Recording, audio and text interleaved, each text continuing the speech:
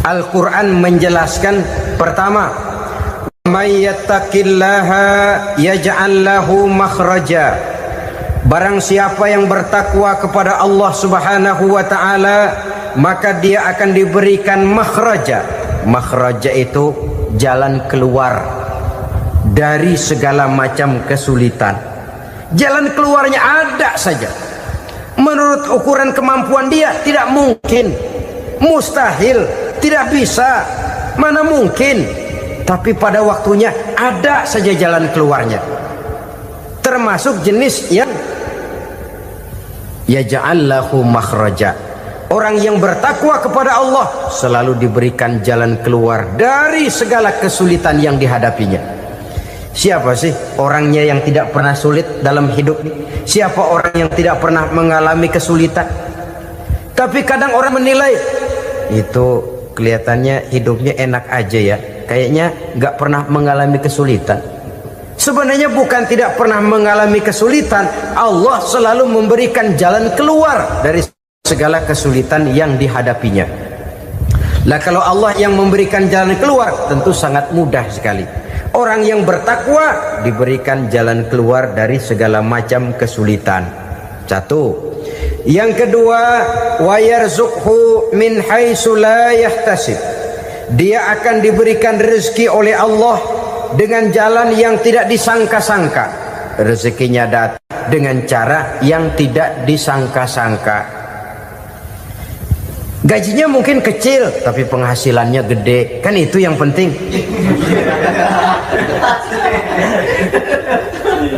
Gaji dan penghasilan kan lain tuh. Boleh jadi gaji kecil, asal penghasilan gede, kan nikmat hidup itu. Nah, penghasilan ini ada yang bisa kita perkirakan. Bisa kita perkirakan, misalnya gaji itu tadi. Kalau saya kerja, gaji saya begini. Ada rezeki yang masuk min haitsu la yahtasib. Tidak kita sangka-sangka, tidak kita duga-duga, tahu-tahu ada saja rezeki. Datang orang bawa persoalan yang mendatangkan hasil. Sebab rezeki, jodoh, maut memang seperti bayangan. Kita uber-uber dia lari, kita diem dia diem. Kan gemesin itu. Bayang-bayang itu begitu. Kita kejar, dia lari. Rezeki juga begitu. Kita diem, dia diem. Setengah mati yang namanya rezeki kita cari, kita uber. Ngobek sampai ratusan bohong kita kerjain. Tapi memang belum waktunya, ya sulit untuk tembus. Tapi kadang-kadang giliran kita nongkrong di rumah, datang orang bawain rezeki. Itulah yang namanya rezeki. Tapi ini untuk orang yang bertakwa. Kalau tidak punya kredibilitas takwa, jangan lalu pakai ayat ini. Diberikan Allah dengan rezeki dengan jalan yang tidak disangka. Kan ada ayatnya dah. Kita mah manteng aja di rumah dah. Ntar juga tuh rezeki datang. Ini fasilitas yang diberikan kepada orang yang wa may yattaqillah, bertakwa kepada Allah, yarzuqhu min haitsu la yahtasib, diberikan rezeki dengan cara yang tidak disangka-sangkanya. Maka kadar ketakwaan jangan membuat kita buruk sangka.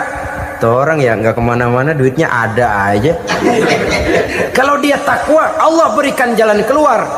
Yang lantas ngelihat kiai orangnya ahli ibadah, ilmunya tinggi, akhlaknya luar biasa, takwanya tinggi, rezekinya lancar, lalu husnuzon nih kiai nggak kemana-mana, duitnya banyak, miara tuyul kali ini. Itu termasuk jaminan Allah yang masuk kategori min haitsu la yahtasib. Yang ketiga, yaj'al lahu min amrihi yusra, dimudahkan segala urusannya. Dimudahkan segala urusannya.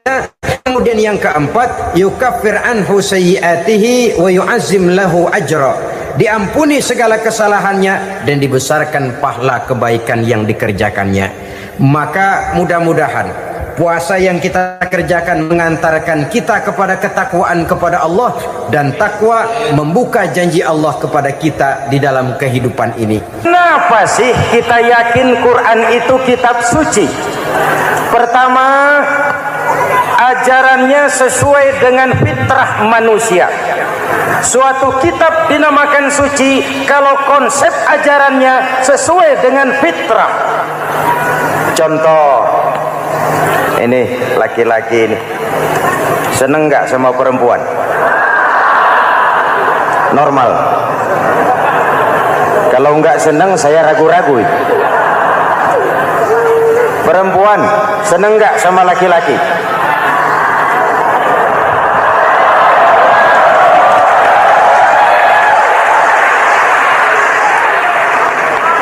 Ini fitrah. Laki-laki suka perempuan, perempuan suka laki-laki. Quran memahami itu. Hai laki-laki, kau senang dengan perempuan. Hai perempuan, kau suka dengan laki-laki. Oke, lewat sini, lewat pintu yang disebut nikah. Kalau kitab suci melarang nikah, itu bertentangan dengan fitrah manusia. Maka dalam Quran, mulai dari umat sampai ulama dan segala profesi dianjurkan nikah. Kalau kiai tidak boleh nikah, saya pilih mengundurkan diri, Pak.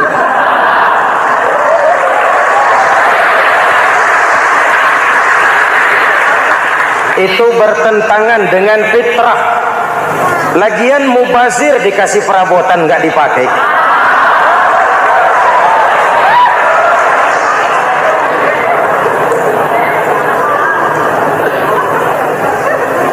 Fitrah.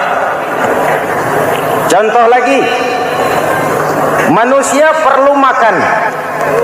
Kalau ada kitab suci menyuruh puasa terus dari pagi sampai sore sampai malam sampai pagi lagi, eta teh kitab gelo.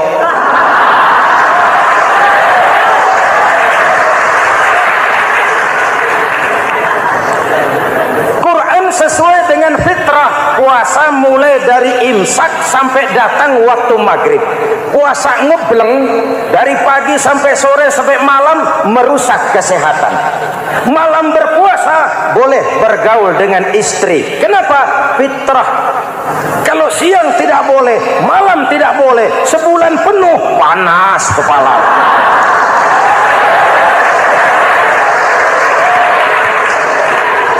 Rontok rambut. Hadirin yang saya hormati, itu yang pertama.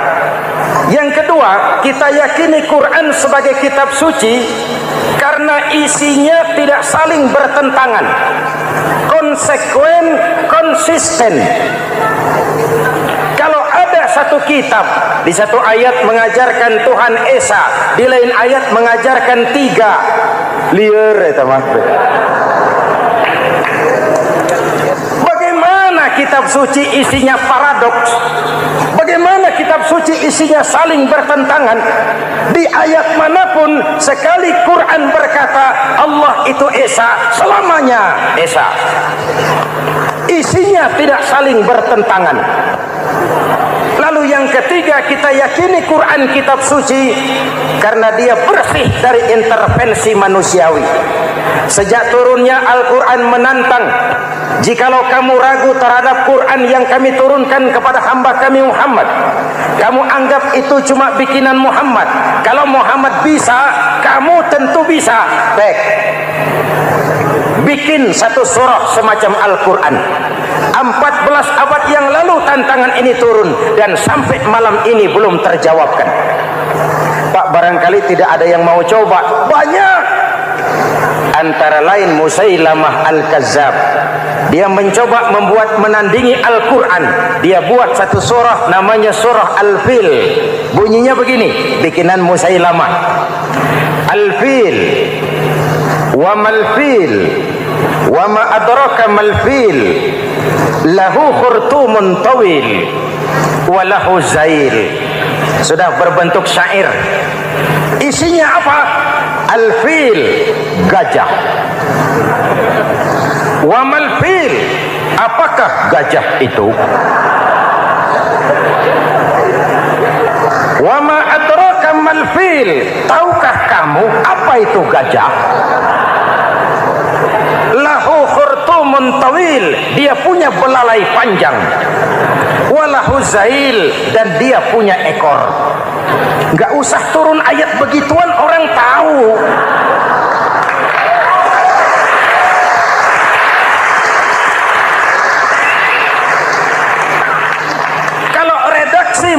hati, maka isi jauh panggang dari api.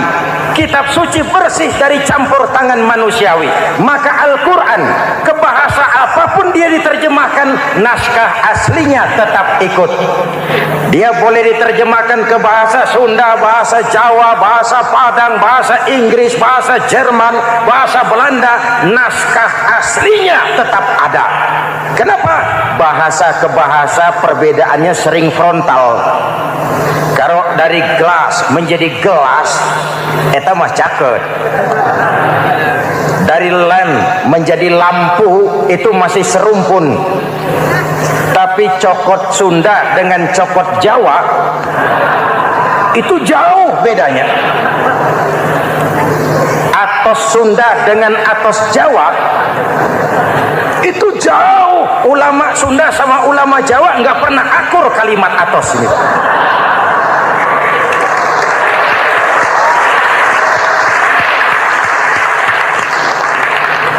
Inilah kebenaran janji Allah, inna nahnu nazzalna dzikra wa inna lahu lahafizun. Kami yang turunkan Al-Quran, kami yang akan menjaganya. Ribuan orang hafal Al-Quran. Lalu apa pesan-pesan misi utama Al-Quran? Pertama, menegakkan tauhid. Ini yang lebih dahulu, membentuk kualitas sumber daya manusia dengan menanamkan nilai-nilai keimanan, membebaskan dari ketergantungan kepada benda. Ya ayyuhan nasu ubudu rabbakumul ladzi khalaqakum. Hai manusia, Tuhanmu yang perlu kau sembah hanyalah Tuhan yang telah menciptakan kamu. Jangan menyembah Tuhan yang tidak pernah menciptakan kamu. Mengapa kau menyembah harta padahal dirimu lebih berharga dari harta? Kenapa kau menyembah pangkat dan jabatan padahal dirimu lebih berharga dari pangkat dan jabatan?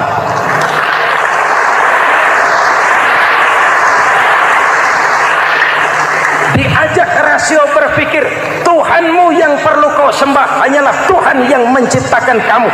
Dan Tuhan yang menciptakan kamu itu Tuhan yang lam yalid wa lam yulad, yang laisa kamislihi syai'un, dan itulah Allah Subhanahu wa taala. Ayo orang teh, ayeuna teh. Boleh pakai teh. Ayeuna teh, kita teh. Kalau kepada syirik jali, syirik yang terang-terangan, insya Allah tidak. Nyata-nyata menyembah berhala, tidak. Nyata-nyata menyembah pohon, tidak. Nyata-nyata berkeyakinan Tuhan lebih dari satu, tidak. Tapi kita sering terjebak pada syirik kecil, syirik khafi, syirik yang tersamar. Saya sejak pakai cincin ini, jangankan anak gadis, nenek-nenek ngelihat saya cincin. Jangankan anak gadis, nenek-nenek lihat saya lemes cincin. Ini saya sejak ada perkutut di rumah ini dagang lancar perkutut. Ini Ramadan, bulan penempaan nilai-nilai keimanan. Misi utama Quran menegakkan tauhid, memerangi kemusyrikan, membebaskan manusia dari ketergantungan kepada benda. Dari situ kualitas sumber daya manusia dimulai. Saya sering mengungkapkan selama ini sistem pendidikan kita cuma mengisi otak, bukan membentuk watak. Otak diisi segala macam ilmu, tapi hati kosong, agama rapuh, akhirnya moral rendah. Muncul manusia-manusia yang pintar, cuma sayang tidak benar. Indonesia kita bangkrut, Indonesia kita terpuruk, Indonesia kita sakit sekarang ini, kan ulahnya orang-orang yang pintar tapi tidak benar.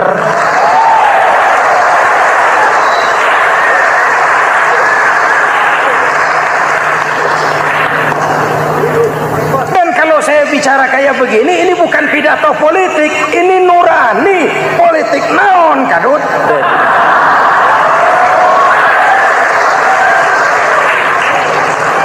Ini nurani, ini tanggung jawab sebagai anak bangsa.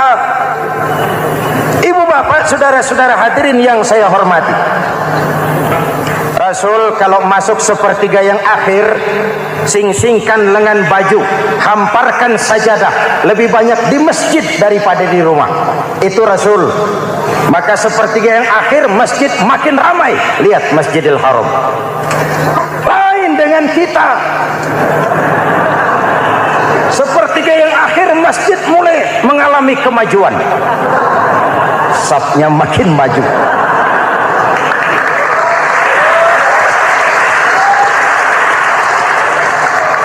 Pasar ramai, terminal beludak. Padahal sepertiga yang akhir itu puncak. Padahal di situ nilai tambah. Dan anggap ini Ramadan terakhir yang diberikan Allah kepada kita.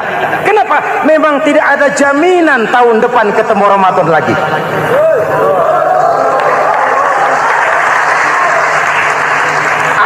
Ini Ramadan terakhir yang diberikan Allah kepada kita. Tidak ada jaminan tahun depan Ramadan akan ketemu lagi. Tidak ada jaminan. Manfaatkan peluang ini untuk melakukan pemutihan. Semua kita melakukan introspeksi. Tidak tahu kita Ramadan tahun depan nanti masih ketemu apa tidak. Sebagaimana kita tidak tahu kita masih hidup atau tidak. Hadirin yang saya hormati, misi kedua Al-Quran, persaudaraan, kebersamaan atas dasar keadilan dan kebenaran. Manusia bersuku-suku, ya. Manusia berbangsa-bangsa, memang itu diakui oleh Al-Quran. Inna khalaqnakum min dzakari wa untha wa ja'alnakum syu'uban wa qabaila. Kami ciptakan kamu dari laki-laki dan perempuan. Kami jadikan kamu bersuku-suku dan berbangsa-bangsa. Apa tujuannya? Agar kamu saling mengenal satu dengan yang lain. Persaudaraan, kebersamaan atas dasar keadilan dan kebenaran. Yang terlepas dari ras. Dari manapun orang datang, apapun warna kulitnya, dari suku apapun ia dilahirkan, kalau akidahnya sama, itu kan saudara kita.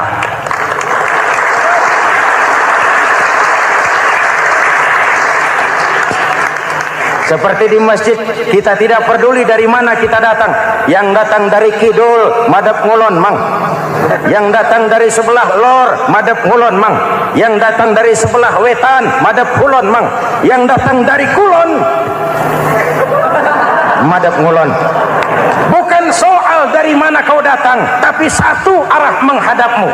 Kau mau Betawi, mau Sunda, mau Jawa, mau Padang, mau Aceh, mau Batak, mau Ambon, kita satu nusa, satu bangsa, satu bahasa.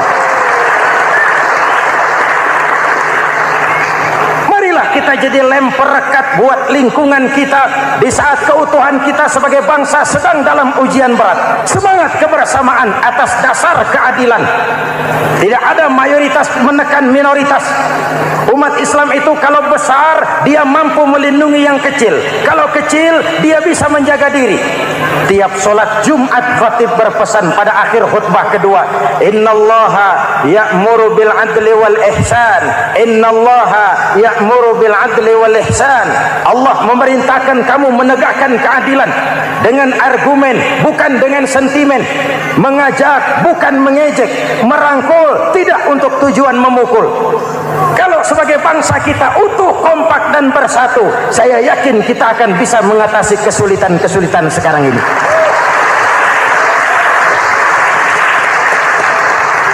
Kan kita prihatin kadang-kadang tawuran antar desa, antar RT, antar RW, antar kecamatan, sampai antar elit di atas.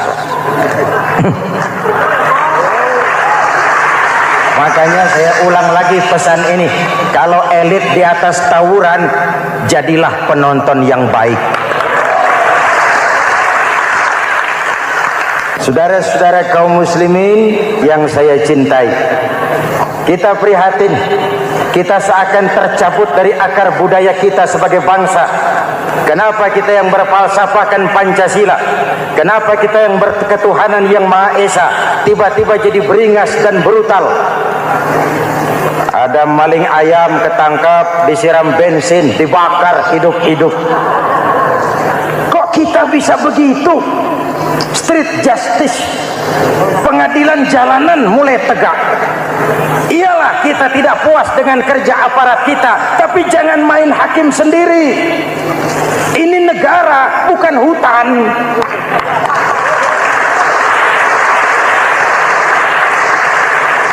Jangan mencegah kemunkaran dengan menegakkan kemunkaran baru.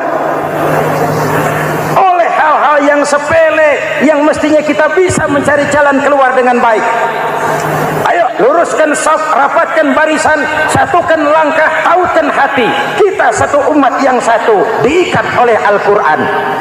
Hanya dengan kebersamaan kita akan mampu menata hari esok yang lebih baik atas dasar keadilan dan kebenaran. Dulu teh Muhammad Toha teriak takbir ngadepi Belanda. Bung Tomo teriak takbir ngadepi Belanda. Ayeuna takbir ngadepi batur sadulur salembur. Nanaunan.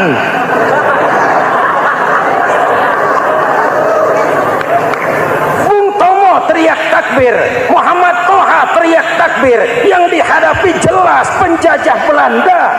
Kita ngadepi saudara sendiri, Allahu Akbar. Yang sana teriak Allahu Akbar. Setan tepuk tangan di tengah.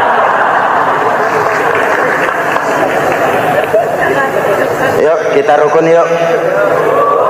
Kita kompak yuk. Kita bersatu yuk. Kita pulang yuk.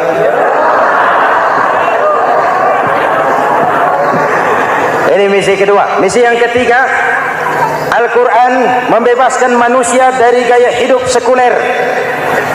Quran mengingatkan, awas bung, ada hidup sesudah mati, ada akhirat sesudah dunia. Lebih untung orang yang percaya akhirat daripada yang tidak. Paling tidak hidupnya normatif. Contoh, saudara yakin akhirat ada, lalu saudara hidup baik-baik, menjauhi yang munkar, meninggalkan yang haram, saudara sujud, puasa, jihad, lalu saudara mati. Setelah mati ternyata akhirat tidak ada. Tidak ada ruginya.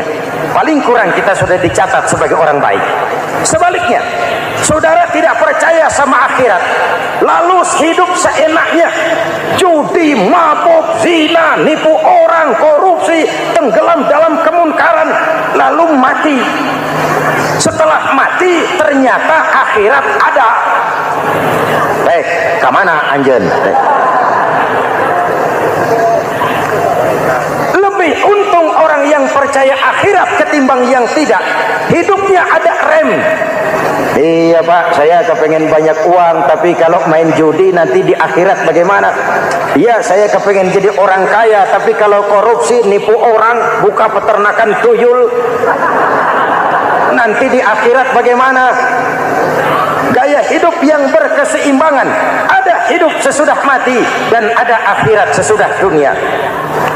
Yang keempat, Quran membebaskan manusia dari belenggu kebodohan. Quran ayat yang pertama turun sudah berkata, Iqra, baca, kamu jangan jadi bodoh. Kebodohan menimbulkan kemiskinan, kemiskinan mendekatkan kepada kekufuran. Yang kelima, ini kado buat ibu-ibu. Quran mengangkat harkat, derajat dan martabat kaum wanita. Sebelum Quran turun, sebelum Islam datang, nasib wanita sangat menyedihkan. Dilahirkan hanya untuk melahirkan. Kalaupun berperan, peranannya tidak lebih segitiga. Dapur, sumur, kasur. Kasur, sumur, dapur. Dapur, sumur, kasur. Wanita dilecehkan, sekadar alat pemuas nafsu. Datang Islam, Rasul terenyuh, An-nisa imadul bilad. Wanita adalah tiangnya negara. Jikalau baik wanita, baik negara. Jikalau rusak wanita, hancur negara. Karena wanita, negara jaya. Betul? Karena wanita, negara hancur. Betul? Maka wanita adalah bidadari yang kadang-kadang setan. Kadang-kadang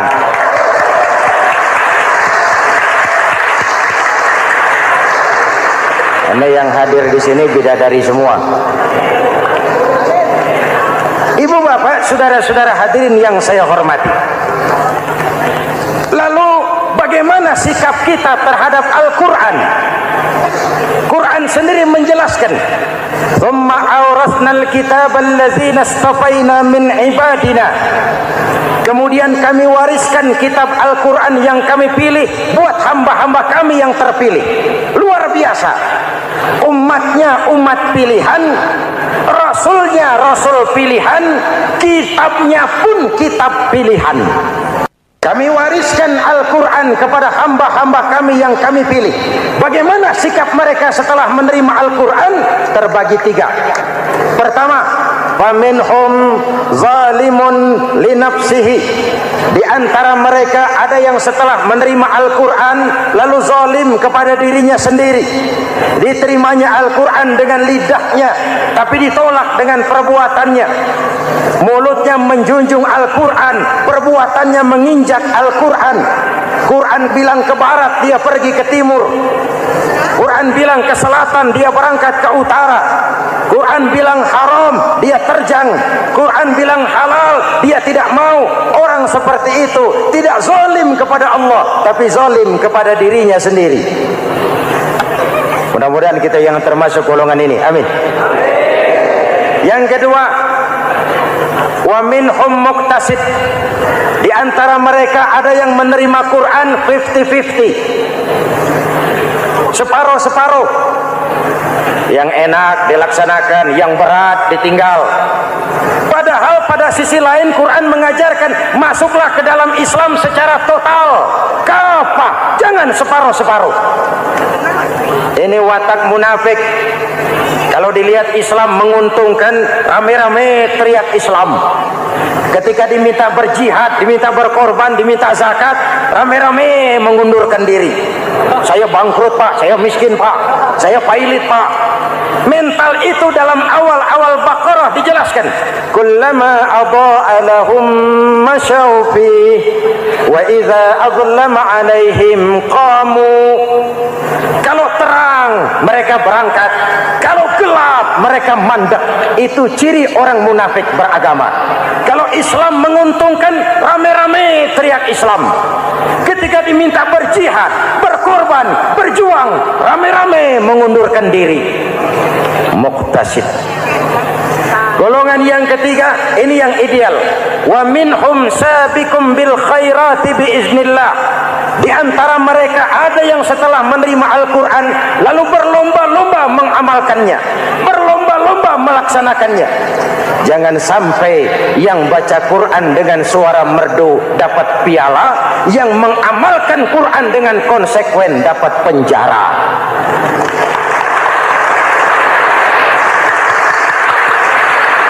Itu ironi, itu menyedihkan, itu memilukan, dan itu memalukan. Pilihan terserah kita. Satu hadis Rasulullah mengajarkan begini, man ja'alal Qur'ana amamahu qadahu ilal jannah wa man ja'alal Qur'ana khalfahu saqahu ilan nar. Siapa yang meletakkan Quran di depannya, dijadikannya Quran sebagai imam, Quran akan membimbing dia ke surga, surga dunia, lebih-lebih surga akhirat. Sebaliknya, siapa yang meletakkan Quran di belakang, dibelakanginya ajaran Quran, Quran akan mendorong dia ke neraka, neraka dunia, lebih-lebih neraka akhirat. Quran imam apa makmum? Kita makmum apa imam? Makmum ikut imam apa imam ikut makmum? Makmum ikut imam. Jikalau Quran adalah imam, jikalau kita adalah makmum. Ke barat kata Quran, ke barat kita berangkat. Ke timur kata Quran, ke timur kita menuju. Halal kata Quran, itu yang kita ambil.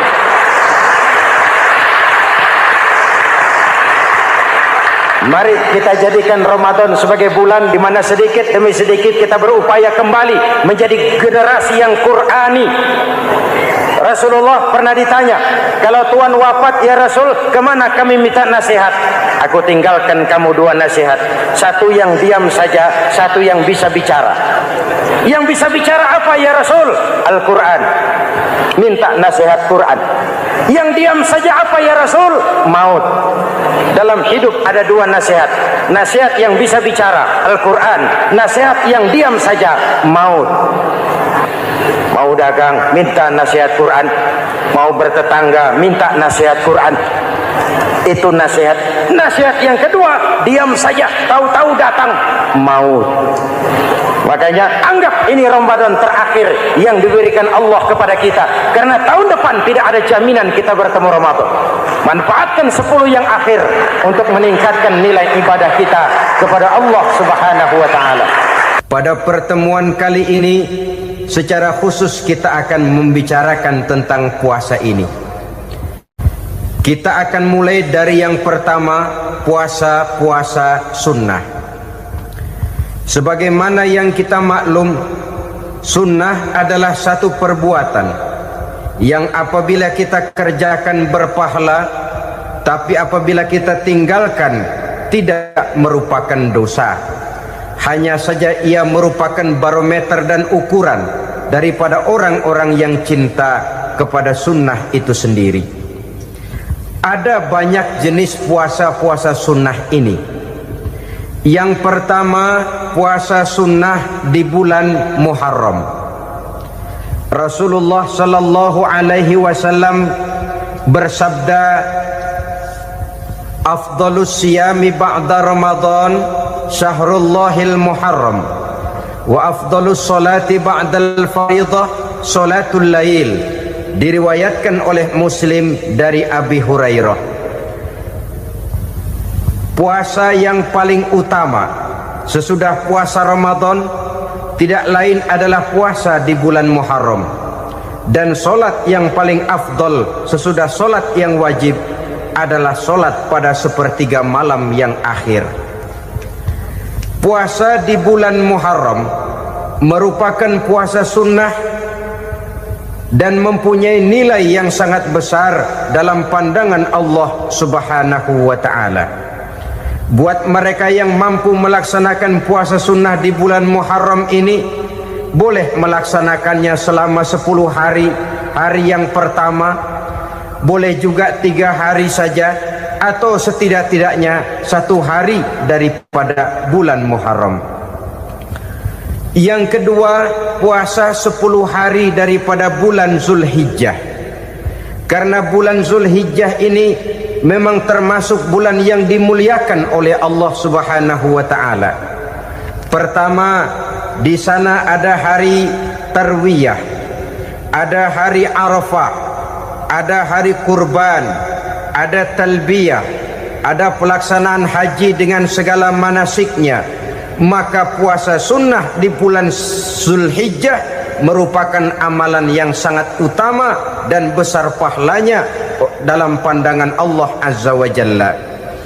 Sebagian ulama menjelaskan, man shoma hazihil ayyam akramahullahu bi asyri asya'in. Siapa orang yang melaksanakan ibadah puasa sunnah pada hari-hari 10 di bulan Zulhijjah ini, Allah Subhanahu wa ta'ala akan memuliakannya dengan 10 macam perkara. Saudara, ini keuntungannya. Yang pertama, orang yang puasa di hari-hari 10 bulan Zulhijjah diberikan al-barakah fi umrihi, diberikan keberkahan pada umurnya. Setiap kita ingin memperoleh umur yang berkah. Umur yang berkah itu yang bagaimana? Apa yang jumlahnya panjang? Mungkin. Tetapi yang jelas umur yang berkah ini adalah umur yang bisa dipertanggungjawabkan di hadapan Allah Subhanahu wa ta'ala. Artinya umur yang diisi penuh dengan kebajikan, umur yang diisi dengan segala macam kegiatan ibadah, dan umur yang dengan demikian sungguh pun kita sudah mati, jasad terkubur dalam tanah, nama kita akan tetap hidup, dikenal orang oleh karena kebajikan yang kita kerjakan. Saya kira akan lebih merupakan azab ketimbang nikmat kalau orang diberikan umur panjang tapi hanya untuk menumpuk-numpuk dosa saja. Kan lebih baik mana? Umur pendek banyak pahala, umur panjang banyak dosa. Lebih baik mana? Hah? Saya yakin yang paling baik tentu umur panjang banyak pahala. Paling sial umur pendek dosa melulu. Sudah diberikan umur pendek tidak seberapa, dosa berlipat ganda. Itu kalau orang kampung bilang tekor namanya. Rugi. Umur pendek hanya untuk menumpuk-numpuk dosa. Boleh jadi kalau umat-umat zaman dulu, saudara, mereka diberikan umur panjang. Nabi Adam, kita tahu Nabi Adam itu 2000 tahun umurnya. Nabi Nuh 950 tahun. Umatnya ya rata-rata segitu itu. Nah, kalau mereka misalnya punya umur 800 tahun, lalu 200 tahun mereka melakukan dosa, kan masih punya restan 600 tahun untuk taubat. Karena umurnya diberikan jatah panjang. Kita ini oleh Allah Subhanahu wa taala, umat Nabi Muhammad ini umurnya pendek-pendek. Kalau nyontoh Nabi 63 tahun saja. Kalau diberikan 70 tahun umur kita sekarang, itu sudah dapat jatah lebih 7 tahun. Alhamdulillah bahwa Allah memberikan saat-saat, waktu-waktu, tempat-tempat yang punya nilai istimewa, sehingga umur yang pendek ini bisa bernilai panjang, nilai ibadahnya bisa bernilai pahala seperti umat yang berumur panjang dahulu itu.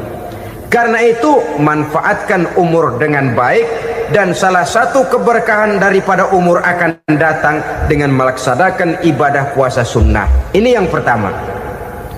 Yang kedua, az-ziyadatu fi malihi, berikan tambahan hartanya, menjadi orang kaya.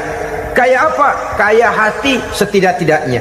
Karena dengan tekun dan rajin melaksanakan ibadah puasa, yang segera tertanam dalam jiwa seseorang merasakan cukup di dalam kehidupan.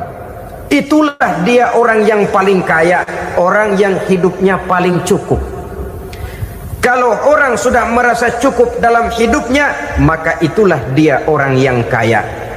Saudara-saudara kaum muslimin rahimakumullah, puasa sunnah memberikan tambahan harta, usahanya berkembang, dengan demikian membawa keberkahan, hartanya makin bertambah, akan menunjang ibadahnya kepada Allah, lebih memantapkan dan membawa ketenangan dalam hidupnya.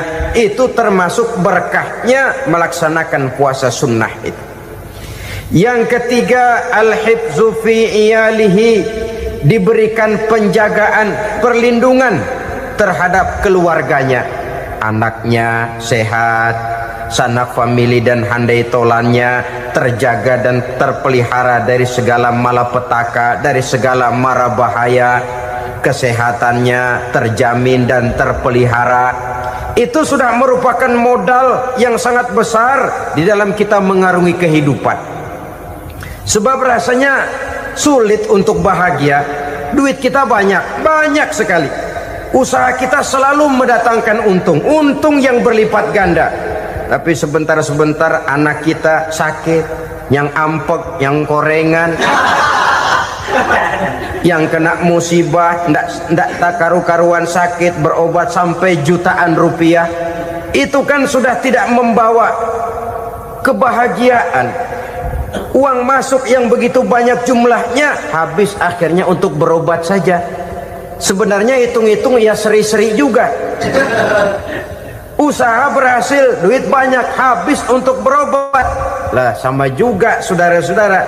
Jadi dengan demikian, biar duit kita banyak, asal keluarga pada sehat saja, udah enak bener itu. Duit banyak, ekonomi cukup, keluarga sehat, nikmat rasanya menjalani kehidupan ini. Yang kiamat sudah duit kagak barang seperak, keluarga ampek semua. Kiamat sudah. Saudara hadirin yang saya hormati, jadi yang ketiga, Allah memberikan pemeliharaan terhadap keluarganya. Satu kali orang dipelihara Allah, tidak satu kekuatan pun yang bisa mencelakakan. Satu kali orang disengsarakan Allah, tidak satu tenaga pun yang mampu menyelamatkannya. Itulah sebabnya perlindungan Allah, pemeliharaan Allah terhadap diri dan keluarga sangat kita perlukan di dalam kehidupan ini. Dengan melaksanakan ibadah puasa, kita mendekatkan diri kepada Allah. Dengan dekat kepada Allah, maka Allah pun dekat kepada kita. Sehingga dalam hadis qudsi dikatakan, ta'arraf ilallahi firraha ya'rifka fi syiddah. Ingatlah kepada Allah di waktu kamu senang, agar Allah ingat kepada kamu di waktu kamu susah. Yang kita laksanakan kadang-kadang sebaliknya.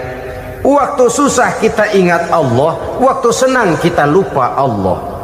Akhirnya nanti pada waktu kita melarat, kebelangsak, susah dan sebagainya, pertolongan tidak akan datang kepada kita. Benar, ta'arraf ilallah firraha ya'rifka fi syiddah.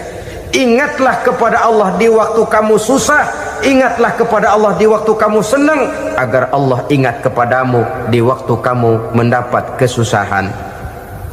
Umumnya watak manusia memang kalau sudah dapat susah, ingat kepada Allah.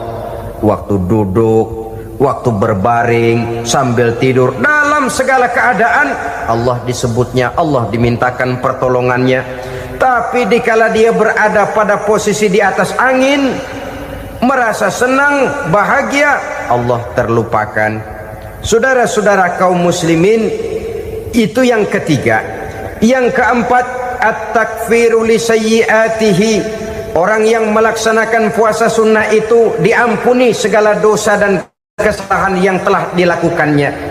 Dan yang kelima, at-tad'ifu li hasanatihi, diberikan balasan yang berlipat ganda dari segala kebaikan yang dikerjakannya. Satu berbalas 7, 7 bisa berbalas 10, 10 masih berbalas 100, masih ditambah dengan wallahu yudha'ifu liman yasha. Allah melipat gandakan pahala orang-orang yang dikehendakinya. Maka carilah satu kebaikan yang apabila kita kerjakan, dosa akan dihapus dan nilai pahalanya menjadi berlipat ganda. Satu kali kita bekerja, 2-3 bisa kita raih dan kita jangkau. Yang keenam, orang yang melaksanakan puasa sunnah di bulan Zulhijjah, at-tashil li sakarati mautihi, diberikan kemudahan pada saat menghadapi sakaratul maut. Maut a mysterious problem. Dia adalah pintu yang setiap orang pasti akan memasukinya. Bahwa mati adalah mati, itu semua kita tahu. Tapi hakikat orang pada saat menghadapi mati itu kan berbeda-beda. Ada yang matinya itu gampang sekali, persis orang tidur saja, tidak nampak gelisah, tidak bikin susah yang hidup, tidak gelimpangan di tempat tidur, persis seperti orang mau tidur saja. Ada yang sulit sekali menghadapi sakaratul maut, gelimpangan di tempat tidur, bikin bingung orang yang nunggu. Kadang-kadang seperti kerbau digorok lehernya. Saudara-saudara, sulit menghadapi sakaratul maut. Oleh karena itu Rasulullah sallallahu alaihi wasallam sering beliau itu kalau berdoa membaca Allahumma hawin alayya fi sakaratil maut. Ya Allah, mudahkan saya di dalam menghadapi sakaratul maut. Rasulullah saja, saudara, orang yang ibadahnya paling banyak, orang yang hatinya paling bersih, orang yang akhlaknya paling luhur, masih berdoa semacam ini. Mohon dimudahkan oleh Allah agar mudah menghadapi sakaratul maut. Apalagi kita, terus terang kita ini paling-paling kelas mukhtalid, bangsa sama pahala mau sama dosa doyan. Lebih perlu lagi menghadapi sakaratul maut, sehingga apabila malaikat maut datang menjemput nyawa kita, dimudahkan, jangan dibikin sulit, supaya mudah. Jadilah orang baik-baik. Biasanya kalau bagian yang mati, malaikat maut juga kali main-mainin dulu tuh orang. Kutak-katik, ditakut-takutin dan segala macam. Saudara hadirin yang saya hormati, maka menghadapi sakaratul maut ini merupakan kunci. Apakah seseorang bisa husnul khatimah atau bisa su'ul khatimah? Salah satu jalan untuk memudahkan diri menghadapi sakaratul maut, melaksanakan puasa sunnah di bulan Zulhijjah ini. Yang ketujuh, ad-diya'u li zulumati qabrihi, diberikan terang di alam kuburnya.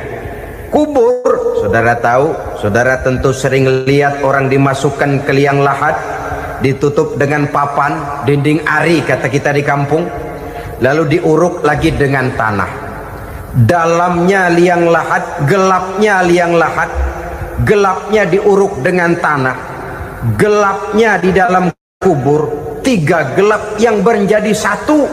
Bapak moyangnya gelap.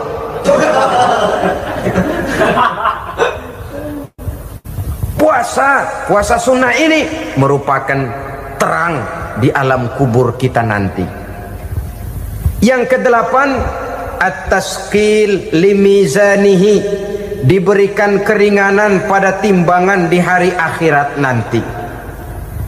Bahwa setelah dibangkitkan dari kubur, setiap kita akan menghadapi perhitungan, akan ditimbang segala macam kebaikan dan segala macam kejahatan yang pernah kita lakukan di dalam kehidupan. Orang yang melaksanakan ibadah puasa sunnah, at-tasqilu limizanihi, diberikan keringanan timbangan hari akhiratnya nanti. Yang kesembilan, an-najah minal bala, diberikan keselamatan dari segala macam bencana. Dan yang ke-10, as-su'ud ala darajatihi, diberikan ketinggian, naik derajatnya, derajat di dunia, lebih-lebih lagi derajat di akhirat nanti. Ini keutamaan yang diberikan Allah Subhanahu wa ta'ala kepada mereka yang melaksanakan ibadah puasa 10 hari di bulan Zulhijjah menurut penjelasan sebagian dari para ulama kita. Jadi setelah puasa Muharram ada lagi puasa Zulhijjah. Kemudian puasa sunnah yang ketiga, puasa sunnah pada hari Senin dan hari Kamis. Apa sumber hukumnya? Diriwayatkan oleh Imam Muslim dari Abi Qatadah, Rasulullah sallallahu alaihi wasallam ditanya tentang puasa pada hari Senin. Kenapa Rasul melakukan itu? Beliau menjawab, zalika yaumu wulidtu fihi wa yaumu bu'istu au unzila alayya fihi. Hari Senin itu adalah hari di mana aku dilahirkan dan hari di mana aku dibangkitkan. Wahyu pertama turun kepadaku pun pada hari itu. Maka sunnah melaksanakan puasa pada hari itu. Adapun hari Kamis, ada hadis yang diriwayatkan oleh Imam Turmuzi dari Abi Hurairah, Nabi bersabda, tu'radul a'malu yaumul isnaini wal khamisi fa uhibbu ay yu'rada amali wa ana sha'im. Disetor amal setiap manusia pada hari Senin dan pada hari Kamis. Maka aku ingin, kata Nabi, agar pada saat amalku disetor itu aku sedang puasa. Jadi malaikat itu menurut riwayat ini mencatat dan menyetorkan catatan amalan seseorang pada hari Senin, hari Kamis. Tiap hari Senin amalan kita disetor oleh malaikat. Catatan terakhir tentu yang sedang kita kerjakan, sehingga yang masuk daftar, saya tinggalkan orang ini, dia sedang puasa, karena naik catatan amalnya pada hari Senin. Kamis diangkat lagi, catatan paling akhir, saya tinggalkan orang ini, dia sedang puasa. Itu makna fa uhibbu ayyurada amali wa ana shaim. Aku senang kalau pada saat amalku disetor, catatan paling akhir aku lagi puasa. Satu keistimewaan. Alangkah celaka tiap amalan disetor kita sedang berbuat jahat.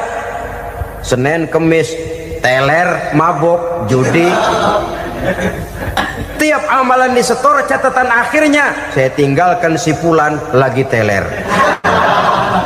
Laporan Senin. Kemis laporan lagi, saya tinggalkan si fulan lagi mirit kartu. Saudara hadirin yang saya muliakan, alangkah jeleknya catatan kita. Oleh karena itu sunnah puasa pada hari Senin dan hari Kemis. Ini amalan sunnah, saudara-saudara. Dan oleh karena ini amalan sunnah, sebagian ulama memberikan penjelasan, walaupun lupa niat, kalau sudah malam itu lupa niat, boleh niatnya sudah siang puasa sunnah ini, dengan catatan dari pagi belum makan apa-apa. Malam saudara lupa, tahu-tahu ingat ini hari Senin, dah jam 10, niatlah jam 10 itu, sah puasanya asal dari pagi belum makan apa-apa. Tapi kalau sudah dapat 2 piring baru niat jam 10, itu lain, ngojek namanya.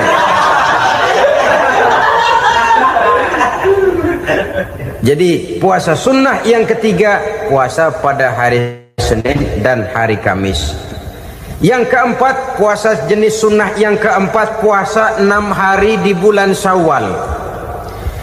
Diriwayatkan oleh Imam Muslim dari Abi Ayyub bahwa Nabi bersabda, "Man shoma Ramadhana summa atba'ahu sittan min Syawal kana kasyamid dahri." Barang siapa yang berpuasa di bulan Ramadan kemudian diikutinya dengan 6 hari di bulan Syawal, maka dia seolah-olah seperti orang yang berpuasa 1 abad lamanya. Allahu Akbar. Demikian besar keuntungannya. 6 hari di bulan Syawal sama dengan orang yang berpuasa 1 abad lamanya. Ini fadailul a'mal, saudara-saudara. Jangan diartikan karena menang sudah puasa 6 hari bulan Syawal, Ramadan tahun depannya lantas nggak puasa. Kenapa? Ukurannya sudah 1 abad. Bukan itu pengertiannya. Ini mendorong orang memberikan ganjaran pahala yang sedemikian besar. 6 hari setelah Ramadan, artinya di bulan Syawal.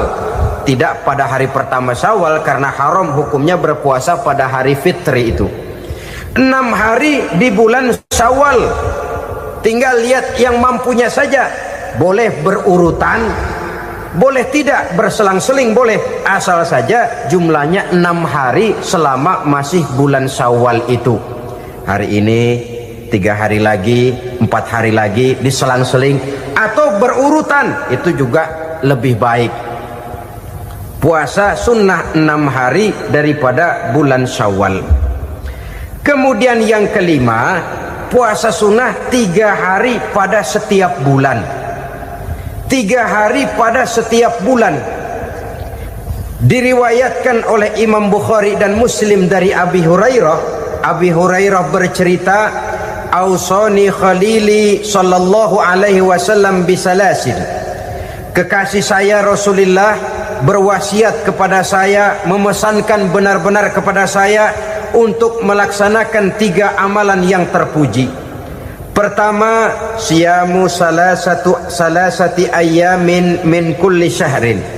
Puasa 3 hari dalam setiap bulan. Ini wasiat yang pertama.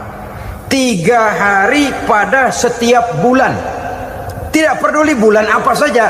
Dalam artian ya bulan menurut perhitungan Islam ya. Muharram, Safar, Rabiul Awal, Rabiul Tsani, Jumadal Ula, Jumadil Akhir, Rajab, Sya'ban, Ramadan, Syawal, Zulqa'dah, Zulhijjah dan selanjutnya. 3 hari pada setiap bulan. Tanggalnya tanggal berapa saja.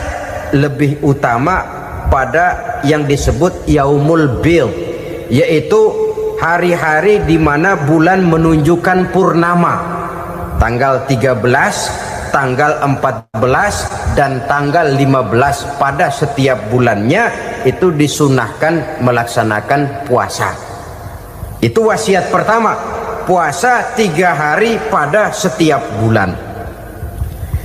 Wasiat yang kedua, wa raka'atai duha, melaksanakan sholat duha sekurang-kurangnya 2 rakaat. Itu wasiat yang dipesankan benar kepada saya, kata Abi Hurairah. Pertama, puasa 3 hari pada setiap bulan. Yang kedua, usahakan jangan meninggalkan 2 rakaat minimal daripada sembahyang duha. Kita tahu sembahyang duha itu sembahyang sunnah di waktu pagi seketika matahari naik sepenggalahan. Sekurang-kurangnya 2 rakaat, sebanyak-banyaknya 8 rakaat. Di antara fadilah atau keutamaan daripada sholat duha ini yaitu menyangkut masalah rezeki dan usaha. Kemudian wasiat yang ketiga, wa an utira qabla an anama. Beliau sangat berwasiat kepada saya untuk sholat witir sebelum tidur. Artinya sholat malam sebagai amalan sunnah di dalam kehidupan kita. Jadi saudara-saudara, dalam hidup ini kita akan selalu berbentur dengan keperluan. Kalau pada suatu saat kita sudah sampai kepada tahap berpikir ini keperluan saya, tentu hal-hal semacam ini akan kita kerjakan. Kita belum tergerak melaksanakan ini semua oleh karena barangkali kita merasa belum memerlukannya. Karena itu marilah kita berusaha di samping melaksanakan puasa yang wajib juga melaksanakan puasa yang sunnah di dalam kehidupan kita. Ini jenis puasa-puasa yang sunnah. Kemudian yang kedua, ada macam puasa yang disebut puasa nazar. Hukum pelaksanaannya wajib apabila nazarnya sudah terwujud. Puasa nazar, puasa yang dikaitkan dengan suatu persoalan. Umpamanya, kalau saya lulus ujian, saya akan puasa 1 minggu lamanya. Begitu ujiannya ternyata lulus, dia wajib bayar nazarnya. Puasa 7 hari, tidak lagi sunnah tapi wajib karena dia nazarkan. Asal saja tidak sah nazar kepada yang makruh apalagi kepada yang haram. Umpamanya nazar kalau tembus 6 nomor mau puasa 3 hari. Itu nazar semacam itu bukan saja tidak sah tapi haram hukumnya. Tidak boleh nazar kepada yang makruh apalagi kepada yang haram. Jadi apabila maksud yang sudah kita niatkan tercapai, wajiblah nazar itu dibayar, yaitu kalau nazarnya sunnah melaksanakan ibadah puasa. Al-Quran menjelaskan pertama, may yattaqillaha yaj'al lahu makhraja. Barang siapa yang bertakwa kepada Allah Subhanahu wa taala, maka dia akan diberikan makhraja. Makhraja itu jalan keluar dari segala macam kesulitan. Jalan keluarnya ada saja. Menurut ukuran kemampuan dia tidak mungkin, mustahil, tidak bisa, mana mungkin. Tapi pada waktunya ada saja jalan keluarnya. Termasuk jenis yang yaj'al lahu makhraja. Orang yang bertakwa kepada Allah selalu diberikan jalan keluar dari segala kesulitan yang dihadapinya. Siapa sih orangnya yang tidak pernah sulit dalam hidup ini? Siapa orang yang tidak pernah mengalami kesulitan? Tapi kadang orang menilai itu kelihatannya hidupnya enak aja ya, kayaknya nggak pernah mengalami kesulitan. Sebenarnya bukan tidak pernah mengalami kesulitan, Allah selalu memberikan jalan keluar dari segala kesulitan yang dihadapinya. Lah kalau Allah yang memberikan jalan keluar, tentu sangat mudah sekali. Orang yang bertakwa diberikan jalan keluar dari segala macam kesulitan. Satu. Yang kedua, wa yarzuqhu min haitsu la yahtasib. Dia akan diberikan rezeki oleh Allah dengan jalan yang tidak disangka-sangka. Rezekinya datang dengan cara yang tidak disangka-sangka. Gajinya mungkin kecil tapi penghasilannya gede, kan itu yang penting.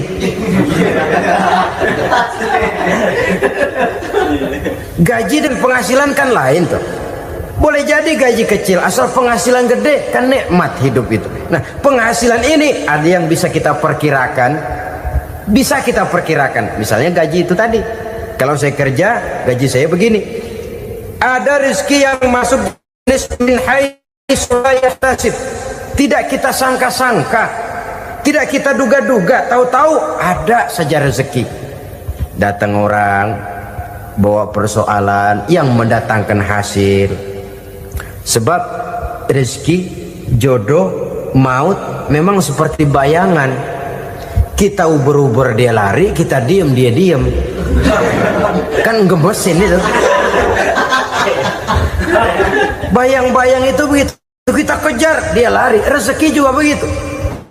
Kita diem, dia diem. Setengah mati yang namanya rezeki kita cari, kita uber. Ngobek sampai ratusan bohong kita kerjain. Tapi memang belum waktunya, ya sulit untuk tembus. Tapi kadang-kadang giliran kita nongkrong di rumah, datang orang bawain rezeki. Itulah yang namanya rezeki. Tapi ini untuk orang yang bertakwa. Kalau tidak punya kredibilitas takwa, jangan lalu pakai ayat ini.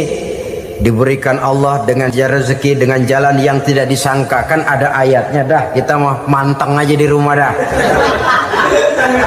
Ntar juga tuh rezeki datang. Ini fasilitas yang diberikan kepada orang yang wa may yattaqillah, bertakwa kepada Allah, yarzuqhu min haitsu la yahtasib, diberikan rezeki dengan cara yang tidak disangka-sangkanya. Maka kadar ketakwaan jangan membuat kita buruk sangka. Tuh orang ya nggak kemana-mana, duitnya ada aja. Kalau dia takwa, Allah berikan jalan keluar. Yang lantas ngelihat kiai orangnya ahli ibadah, ilmunya tinggi, akhlaknya luar biasa, takwanya tinggi, rezekinya lancar, lalu husnuzon nih kiai nggak kemana-mana, duitnya banyak, miara tuyul kali ini. Itu termasuk jaminan Allah yang masuk kategori min haitsu la yahtasib. Yang ketiga, yaj'al lahu min amrihi yusra, dimudahkan segala urusannya. Dimudahkan segala urusannya. Kemudian yang keempat, yukaffir anhu sayyiatihi wa yu'azzim lahu ajra, diampuni segala kesalahannya dan dibesarkan pahala kebaikan yang dikerjakannya. Maka mudah-mudahan puasa yang kita kerjakan mengantarkan kita kepada ketakwaan kepada Allah, dan takwa membuka janji Allah kepada kita di dalam kehidupan ini. Kenapa sih kita yakin Quran itu kitab suci? Pertama, ajarannya sesuai dengan fitrah manusia. Suatu kitab dinamakan suci kalau konsep ajarannya sesuai dengan fitrah. Contoh, ini laki-laki ini seneng nggak sama perempuan? Normal. Kalau nggak seneng saya ragu-ragu. Perempuan seneng nggak sama laki-laki?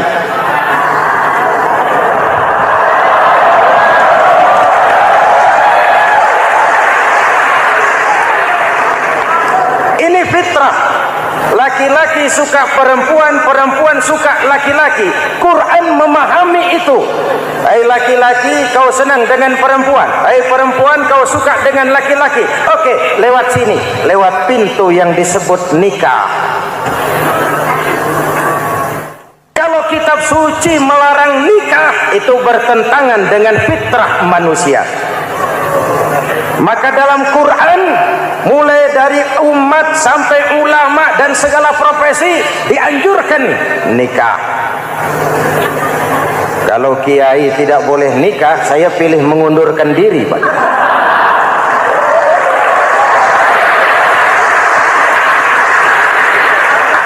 Itu bertentangan dengan fitrah.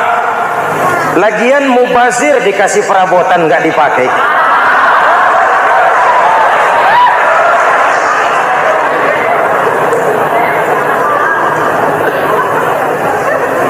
Fitrah.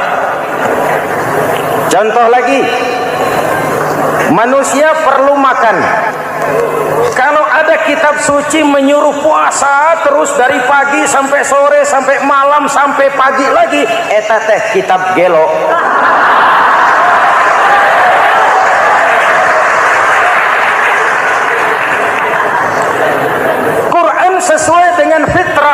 puasa mulai dari imsak sampai datang waktu maghrib. Puasa ngebleng dari pagi sampai sore sampai malam merusak kesehatan. Malam berpuasa boleh bergaul dengan istri. Kenapa? Fitrah. Kalau siang tidak boleh, malam tidak boleh, sebulan penuh panas kepala.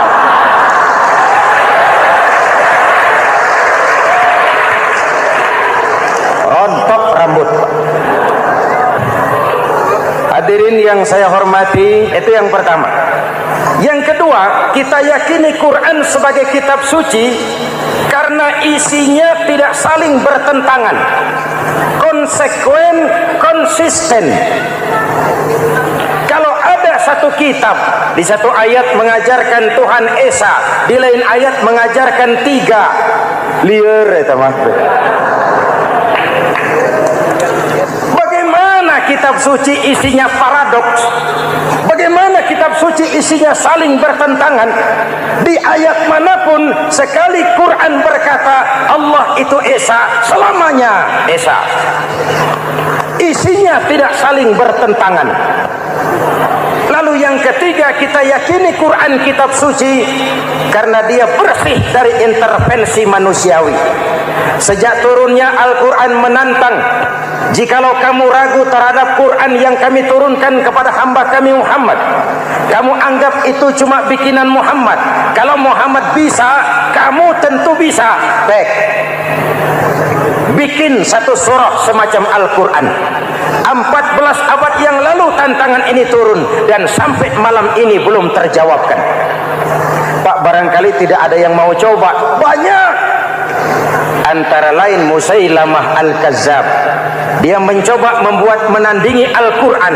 Dia buat satu surah namanya surah Al-Fil. Bunyinya begini, bikinan Musailamah. Al-Fil wa mal-fil wa ma adraka mal-fil lahu khurtumun tawil wa lahu zail. Sudah berbentuk syair. Isinya apa? Al-fil, gajah. Wa mal-fil, apakah gajah itu?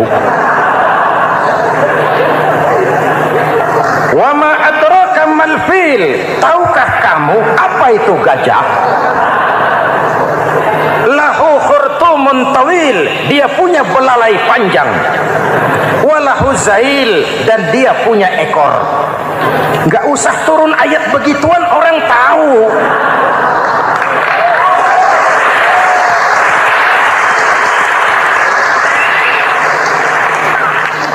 Kalau redaksi mendekati, maka isi jauh panggang dari api.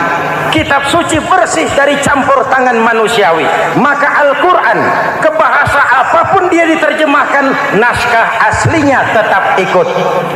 Dia boleh diterjemahkan ke bahasa Sunda, bahasa Jawa, bahasa Padang, bahasa Inggris, bahasa Jerman, bahasa Belanda, naskah aslinya tetap ada. Kenapa? Bahasa ke bahasa perbedaannya sering frontal. Kalau dari gelas menjadi gelas, eta mah caket. Dari lamp menjadi lampu, itu masih serumpun. Tapi cokot Sunda dengan cokot Jawa itu jauh bedanya. Atos Sunda dengan atos Jawa itu jauh. Ulama Sunda sama ulama Jawa nggak pernah akur kalimat atos ini.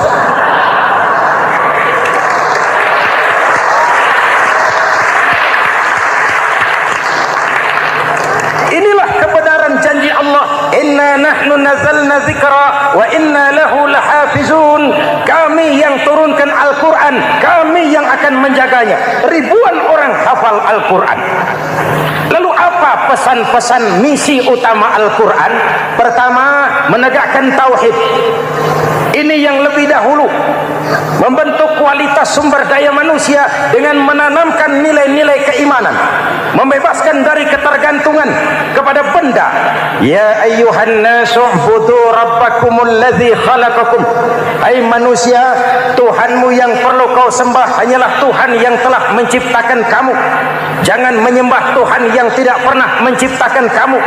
Mengapa kau menyembah harta, padahal dirimu lebih berharga dari harta?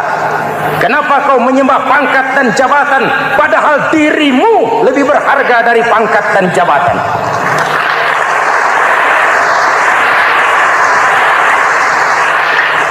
Diajak rasio berpikir, Tuhanmu yang perlu kau sembah hanyalah Tuhan yang menciptakan kamu. Dan Tuhan yang menciptakan kamu itu Tuhan yang lam yalid walam yulad, yang laisa kamislihi syai'un, dan itulah Allah Subhanahu wa taala. Ayo orang teh, ayeuna teh. Boleh pakai teh? Ayeuna teh, kita teh.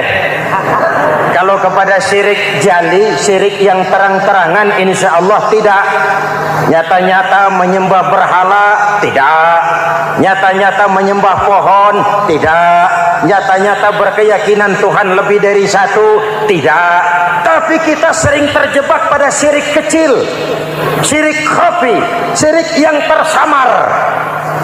Saya sejak pakai cincin ini, jangankan anak gadis, nenek-nenek ngelihat saya cincin. Jangankan anak gadis, nenek-nenek lihat saya lemes cincin. Ini saya sejak ada perkutut di rumah ini dagang lancar perkutut. Ini Ramadan, bulan penempaan nilai-nilai keimanan. Misi utama Quran menegakkan tauhid, memerangi kemusyrikan, membebaskan manusia dari ketergantungan kepada benda. Dari situ kualitas sumber daya manusia dimulai. Saya sering mengungkapkan selama ini sistem pendidikan kita cuma mengisi otak, bukan membentuk watak. Otak diisi segala macam ilmu, tapi hati kosong, agama rapuh, akhirnya moral rendah. Muncul manusia-manusia yang pintar, cuma sayang tidak benar. Indonesia kita bangkrut, Indonesia kita terpuruk, Indonesia kita sakit sekarang ini kan ulahnya orang-orang yang pintar tapi tidak benar.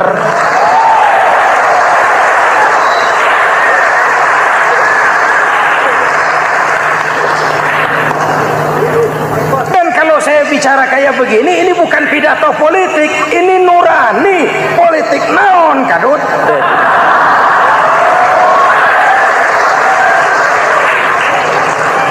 Ini nurani, ini tanggung jawab sebagai anak bangsa. Ibu bapak, saudara-saudara hadirin yang saya hormati, Rasul kalau masuk sepertiga yang akhir, sing-singkan lengan baju, hamparkan sajadah, lebih banyak di masjid daripada di rumah. Itu Rasul.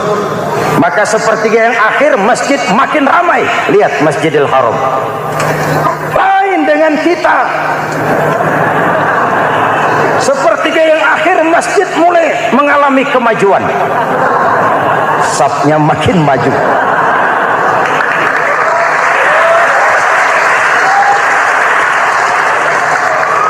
Pasar ramai, terminal beludak. Padahal sepertiga yang akhir itu puncak. Padahal di situ nilai tambah. Dan anggap ini Ramadan terakhir yang diberikan Allah kepada kita. Kenapa? Memang tidak ada jaminan tahun depan ketemu Ramadan lagi.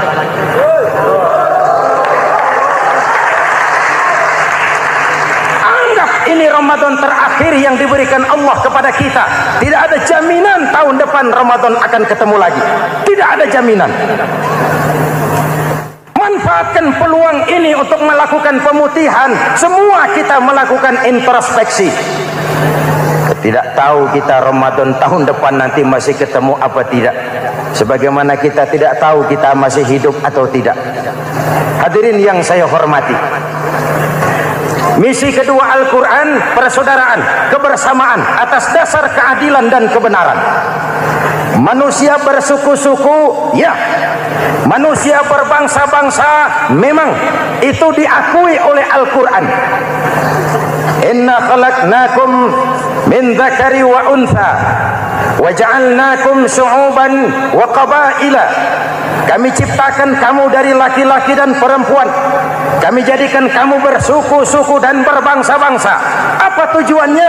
Agar kamu saling mengenal satu dengan yang lain. Persaudaraan, kebersamaan atas dasar keadilan dan kebenaran. Yang terlepas dari ras. Dari manapun orang datang, apapun warna kulitnya, dari suku apapun ia dilahirkan, kalau akidahnya sama, itu kan saudara kita.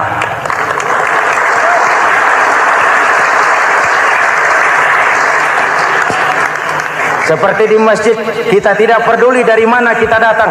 Yang datang dari kidul, madhab ngulon mang. Yang datang dari sebelah lor, madhab ngulon mang. Yang datang dari sebelah wetan, madhab kulon mang. Yang datang dari kulon, madhab ngulon.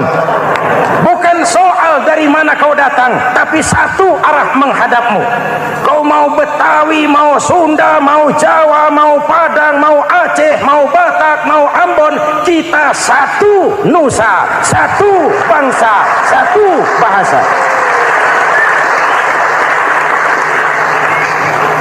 Kita jadi lem perekat buat lingkungan kita di saat keutuhan kita sebagai bangsa sedang dalam ujian berat. Semangat kebersamaan atas dasar keadilan. Tidak ada mayoritas menekan minoritas. Umat Islam itu kalau besar dia mampu melindungi yang kecil. Kalau kecil dia bisa menjaga diri. Tiap solat Jumat khatib berpesan pada akhir khutbah kedua, innallaha ya'muru bil adli wal ihsan. Innallaha ya'muru bil adli wal ihsan. Allah memerintahkan kamu menegakkan keadilan dengan argumen, bukan dengan sentimen. Mengajak, bukan mengejek. Merangkul, tidak untuk tujuan memukul. Kalau sebagai bangsa kita utuh, kompak dan bersatu, saya yakin kita akan bisa mengatasi kesulitan-kesulitan sekarang ini.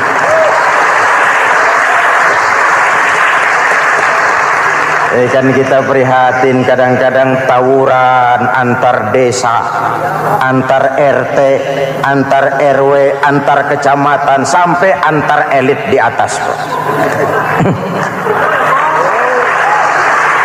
Makanya saya ulang lagi pesan ini, kalau elit di atas tawuran, jadilah penonton yang baik.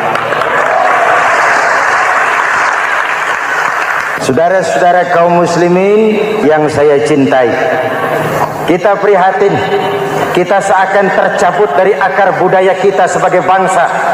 Kenapa kita yang berfalsafahkan Pancasila, kenapa kita yang berketuhanan yang Maha Esa tiba-tiba jadi beringas dan brutal?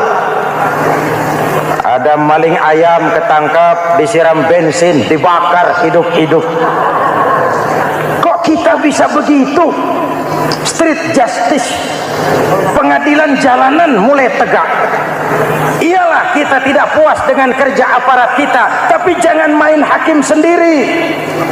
Ini negara, bukan hutan.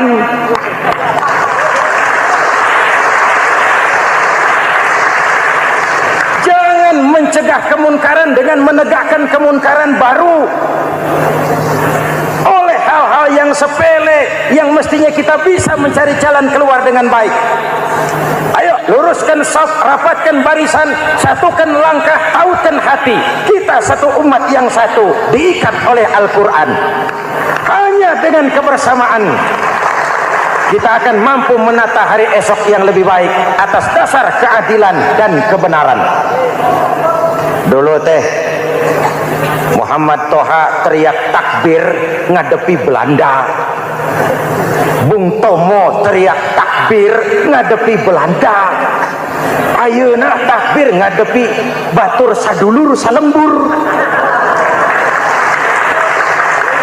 Nanaunan.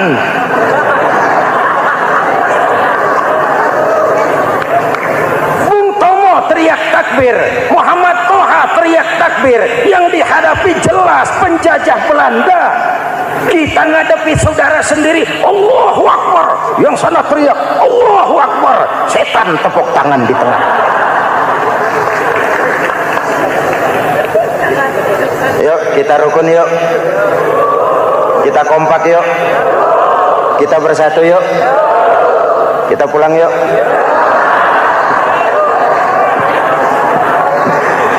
Ini misi kedua. Misi yang ketiga, Al-Quran membebaskan manusia dari gaya hidup sekuler. Quran mengingatkan, awas bung, ada hidup sesudah mati, ada akhirat sesudah dunia. Lebih untung orang yang percaya akhirat daripada yang tidak. Paling tidak hidupnya normatif. Contoh, saudara yakin akhirat ada, lalu saudara hidup baik-baik, menjauhi yang munkar, meninggalkan yang haram, saudara sujud, puasa, jihad, lalu saudara mati. Setelah mati ternyata akhirat tidak ada. Tidak ada ruginya. Paling kurang kita sudah dicatat sebagai orang baik. Sebaliknya, saudara tidak percaya sama akhirat, lalu hidup seenaknya, judi, mabuk, zina, nipu orang, korupsi, tenggelam dalam kemunkaran, lalu mati. Setelah mati ternyata akhirat ada. Kemana anjen? Lebih untung orang yang percaya akhirat ketimbang yang tidak. Hidupnya ada rem. Iya pak, saya kepengen banyak uang, tapi kalau main judi nanti di akhirat bagaimana? Iya, saya kepengen jadi orang kaya, tapi kalau korupsi, nipu orang, buka peternakan tuyul, nanti di akhirat bagaimana? Gaya hidup yang berkeseimbangan. Ada hidup sesudah mati dan ada akhirat sesudah dunia. Yang keempat, Quran membebaskan manusia dari belenggu kebodohan. Quran ayat yang pertama turun sudah berkata, Iqra, baca, kamu jangan jadi bodoh. Kebodohan menimbulkan kemiskinan, kemiskinan mendekatkan kepada kekufuran. Yang kelima, ini kado buat ibu-ibu. Quran mengangkat harkat, derajat dan martabat kaum wanita. Sebelum Quran turun, sebelum Islam datang, nasib wanita sangat menyedihkan. Dilahirkan hanya untuk melahirkan. Kalaupun berperan, peranannya tidak lebih segitiga. Dapur, sumur, kasur. Kasur, sumur, dapur. Dapur, sumur, kasur. Wanita dilecehkan, sekadar alat pemuas nafsu. Datang Islam, Rasul terenyuh. An-nisa imadul bilad. Wanita adalah tiangnya negara. Jikalau baik wanita, baik negara. Jikalau rusak wanita, hancur negara. Karena wanita, negara jaya. Betul? Karena wanita, negara hancur. Betul? Maka wanita adalah bidadari yang kadang-kadang setan. Kadang-kadang.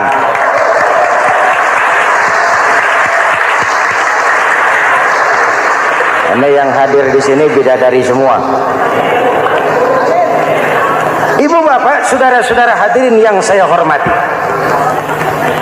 Lalu bagaimana sikap kita terhadap Al-Quran?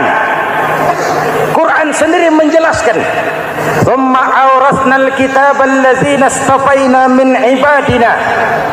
Kemudian kami wariskan kitab Al-Quran yang kami pilih buat hamba-hamba kami yang terpilih. Luar biasa. Umatnya umat pilihan, Rasulnya Rasul pilihan, kitabnya pun kitab pilihan. Kami wariskan Al-Quran kepada hamba-hamba kami yang kami pilih. Bagaimana sikap mereka setelah menerima Al-Quran? Terbagi tiga. Pertama, faminhum zalimun li nafsihi. Di antara mereka ada yang setelah menerima Al-Quran lalu zalim kepada dirinya sendiri. Diterimanya Al-Quran dengan lidahnya, tapi ditolak dengan perbuatannya. Mulutnya menjunjung Al-Quran, perbuatannya menginjak Al-Quran. Quran bilang ke barat, dia pergi ke timur. Quran bilang ke selatan, dia berangkat ke utara. Quran bilang haram, dia terjang. Quran bilang halal, dia tidak mau. Orang seperti itu tidak zalim kepada Allah, tapi zalim kepada dirinya sendiri. Mudah-mudahan kita yang termasuk golongan ini. Amin. Yang kedua, wa minhum muqtasid. Di antara mereka ada yang menerima Quran 50-50. Separuh-separuh. Yang enak dilaksanakan, yang berat ditinggal. Padahal pada sisi lain Quran mengajarkan masuklah ke dalam Islam secara total, kafah, jangan separuh-separuh. Ini watak munafik. Kalau dilihat Islam menguntungkan, rame-rame teriak Islam. Ketika diminta berjihad, diminta berkorban, diminta zakat, rame-rame mengundurkan diri. Saya bangkrut pak, saya miskin pak, saya pailit pak. Mental itu dalam awal-awal Baqarah dijelaskan. Kullama adha'a lahum masyaw fih wa idza adlama 'alaihim qamu. Kalau terang mereka berangkat, kalau gelap mereka mandek. Itu ciri orang munafik beragama. Kalau Islam menguntungkan, rame-rame teriak Islam.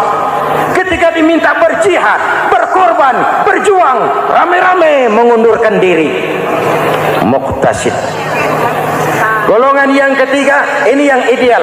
Wa minhum sabiqum bil khairati biiznillah. Di antara mereka ada yang setelah menerima Al-Quran lalu berlomba-lomba mengamalkannya, berlomba-lomba melaksanakannya. Jangan sampai yang baca Quran dengan suara merdu dapat piala, yang mengamalkan Quran dengan konsekuen dapat penjara.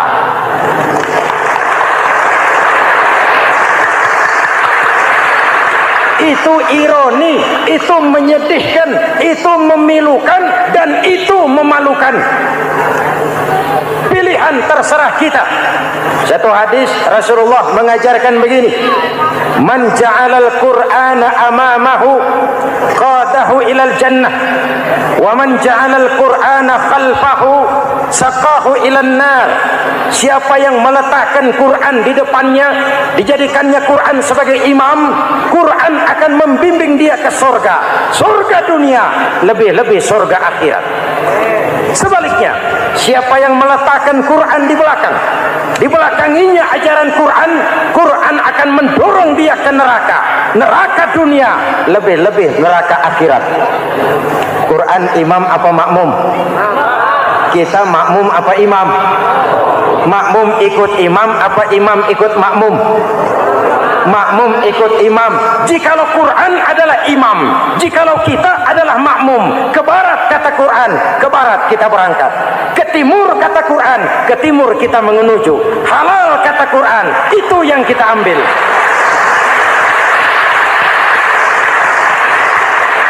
Mari kita jadikan Ramadan sebagai bulan di mana sedikit demi sedikit kita berupaya kembali menjadi generasi yang Qurani.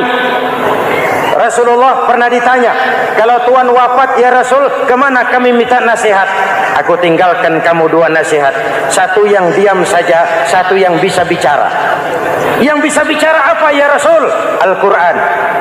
Minta nasihat Quran. Yang diam saja apa ya Rasul? Maut. Dalam hidup ada dua nasihat. Nasihat yang bisa bicara, Al-Quran. Nasihat yang diam saja, maut. Mau dagang, minta nasihat Quran. Mau bertetangga, minta nasihat Quran. Itu nasihat. Nasihat yang kedua, diam saja, tahu-tahu datang maut. Makanya anggap ini Ramadan terakhir yang diberikan Allah kepada kita, karena tahun depan tidak ada jaminan kita bertemu Ramadan. Manfaatkan 10 yang akhir untuk meningkatkan nilai ibadah kita kepada Allah Subhanahu wa taala. Pada pertemuan kali ini secara khusus kita akan membicarakan tentang puasa ini.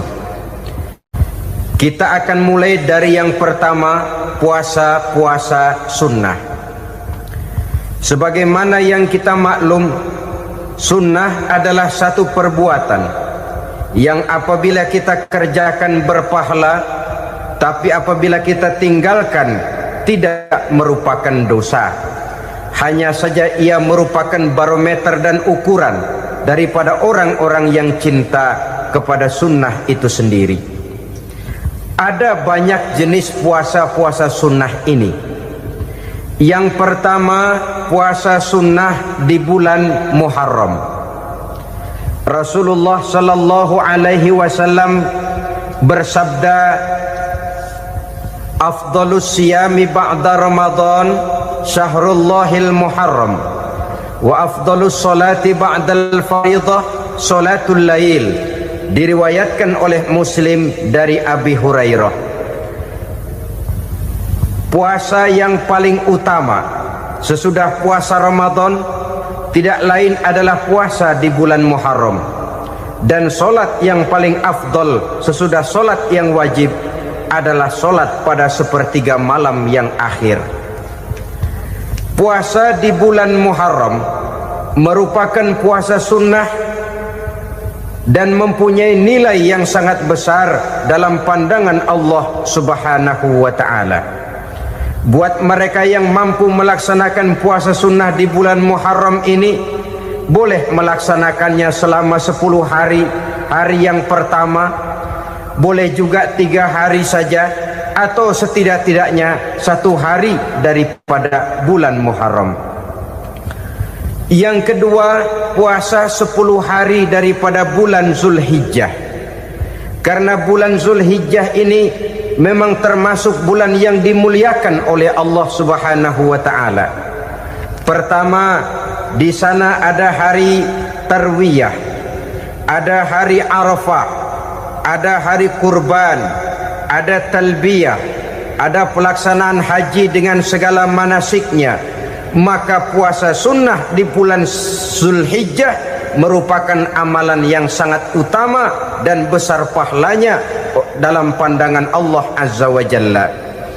Sebagian ulama menjelaskan, man shoma hazihil ayyam akramahullahu bi asyri asya'in. Siapa orang yang melaksanakan ibadah puasa sunnah pada hari-hari 10 di bulan Zulhijjah ini, Allah Subhanahu wa ta'ala akan memuliakannya dengan 10 macam perkara. Saudara, ini keuntungannya. Yang pertama, orang yang puasa di hari-hari 10 bulan Zulhijjah diberikan al-barakah fi umrihi, diberikan keberkahan pada umurnya. Setiap kita ingin memperoleh umur yang berkah.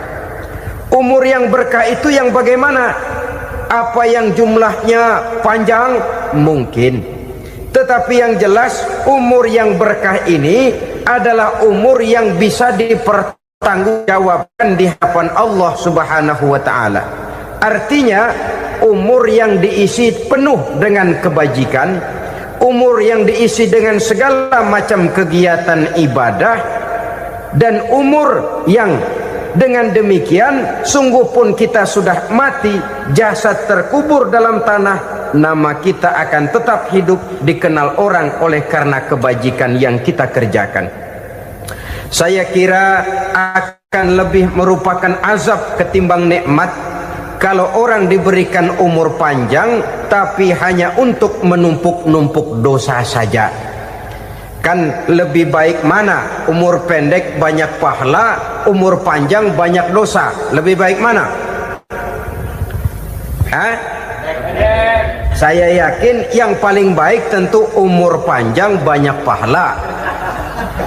Paling sial umur pendek dosa melulu. Sudah diberikan umur pendek tidak seberapa, dosa berlipat ganda. Itu kalau orang kampung bilang tekor namanya. Rugi.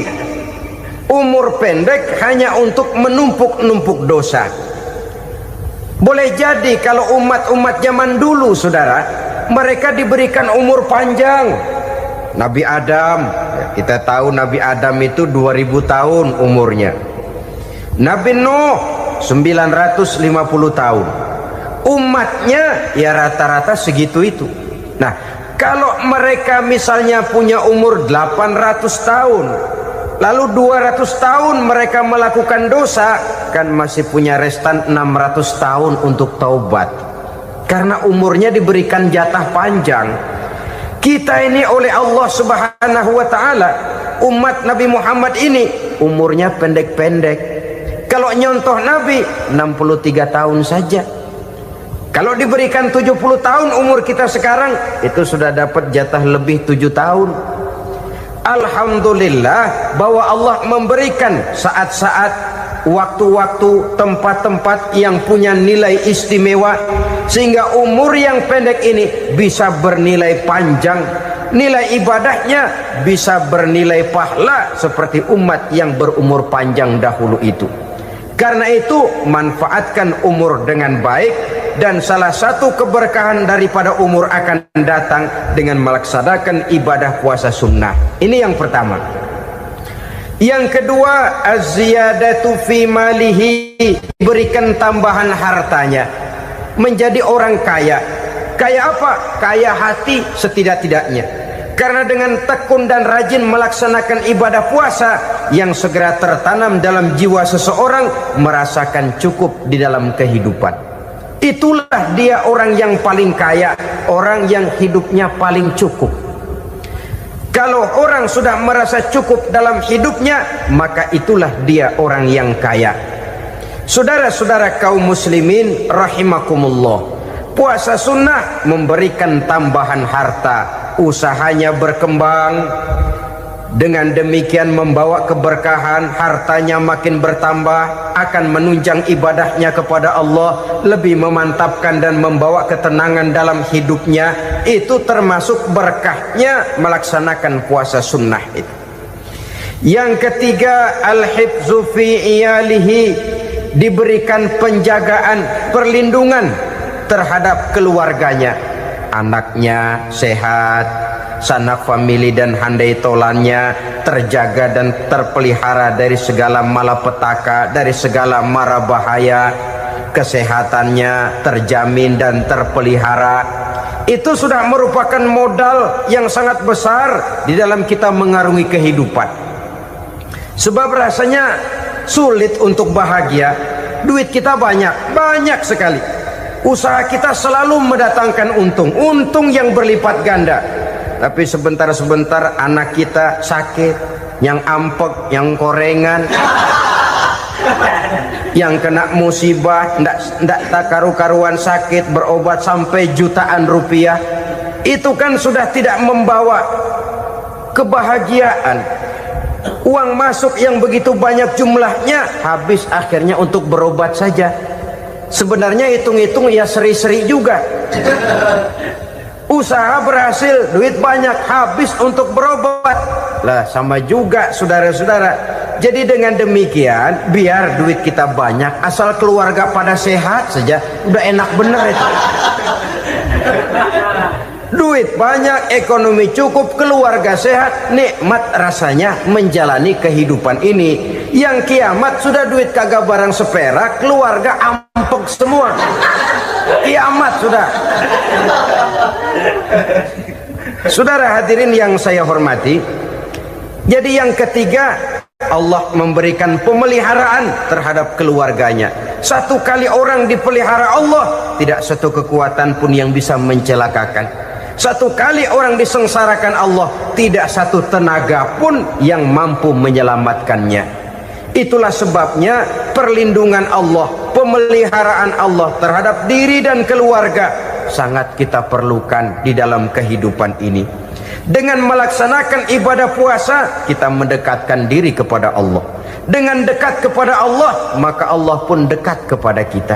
Sehingga dalam hadis qudsi dikatakan, ta'arraf ilallahi firraha ya'rifka fi syiddah. Ingatlah kepada Allah di waktu kamu senang, agar Allah ingat kepada kamu di waktu kamu susah.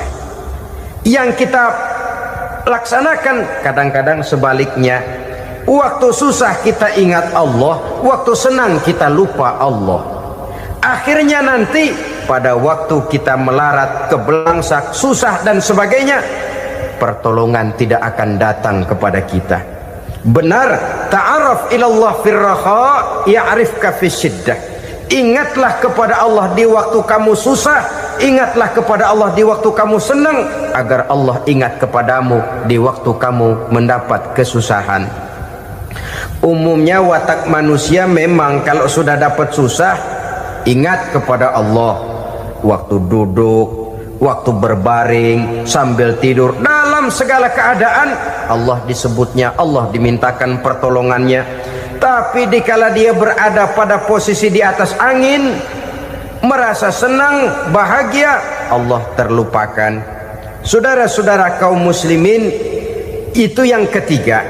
Yang keempat, at-takfiru li sayyiatihi, orang yang melaksanakan puasa sunnah itu diampuni segala dosa dan kesalahan yang telah dilakukannya. Dan yang kelima, atad'ifu li hasanatihi, diberikan balasan yang berlipat ganda dari segala kebaikan yang dikerjakannya. 1 berbalas 7, 7 bisa berbalas 10, 10 masih berbalas 100, masih ditambah dengan wallahu yudha'ifu liman yasha. Allah melipat gandakan pahala orang-orang yang dikehendakinya. Maka carilah satu kebaikan yang apabila kita kerjakan, dosa akan dihapus dan nilai pahalanya menjadi berlipat ganda. 1 kali kita bekerja, 2-3 pulau bisa kita raih dan kita jangkau. Yang keenam, orang yang melaksanakan puasa sunnah di bulan Zulhijjah, at-tashil li sakarati mautihi, diberikan kemudahan pada saat menghadapi sakaratul maut. Maut a mysterious problem. Dia adalah pintu yang setiap orang pasti akan memasukinya. Bahwa mati adalah mati, itu semua kita tahu. Tapi hakikat orang pada saat menghadapi mati itu kan berbeda-beda. Ada yang matinya itu gampang sekali, persis orang tidur saja, tidak nampak gelisah, tidak bikin susah yang hidup, tidak gelimpangan di tempat tidur, persis seperti orang mau tidur saja. Ada yang sulit sekali menghadapi sakaratul maut, gelimpangan di tempat tidur, bikin bingung orang yang nunggu, kadang-kadang seperti kerbau digorok lehernya. Saudara-saudara, sulit menghadapi sakaratul maut. Oleh karena itu Rasulullah sallallahu alaihi wasallam sering beliau itu kalau berdoa membaca Allahumma hawin alayya fi sakaratil maut. Ya Allah, mudahkan saya di dalam menghadapi sakaratul maut. Rasulullah saja, saudara, orang yang ibadahnya paling banyak, orang yang hatinya paling bersih, orang yang akhlaknya paling luhur, masih berdoa semacam ini, mohon dimudahkan oleh Allah agar mudah menghadapi sakaratul maut. Apalagi kita, terus terang kita ini paling-paling kelas muhtalid, bangsa sama pahala mau sama dosa doyan. Lebih perlu lagi menghadapi sakaratul maut, sehingga apabila malaikat maut datang menjemput nyawa kita, dimudahkan, jangan dibikin sulit, supaya mudah. Jadilah orang baik-baik.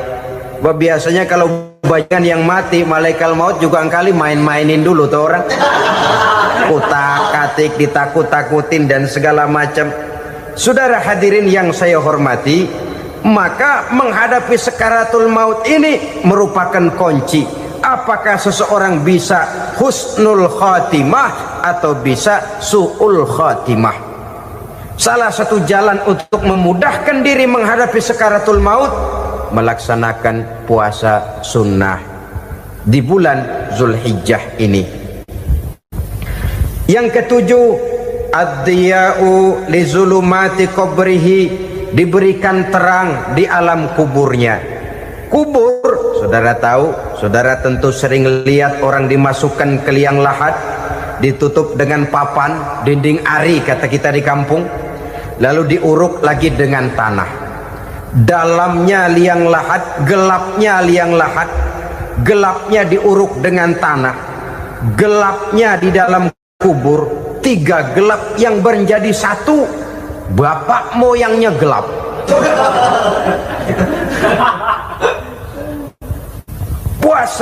Puasa sunnah ini merupakan terang di alam kubur kita nanti.